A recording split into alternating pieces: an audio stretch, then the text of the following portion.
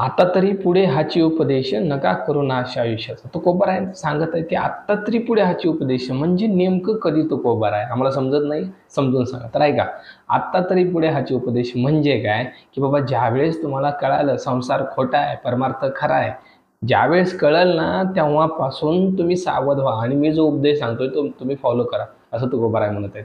तुकोबाराय म्हणत आहे आत्ता तरी अहो म्हणजे तुमचं मागचं जाऊ द्या, जे काय केलं तुम्ही मागं ते जाऊ द्या, पण आता इथून पुढं तुमचं वय 20 असू द्या, 30 असू द्या, 50 असू द्या, 60 असू द्या, ज्यावेळेस तुम्हाला कळल संसार खोटा आहे परमार्थ खरा आहे, देवच एक सत्य आहे, सत्य तू विठ्ठला, बाकी सगळं कसं नाश पावणार आहे.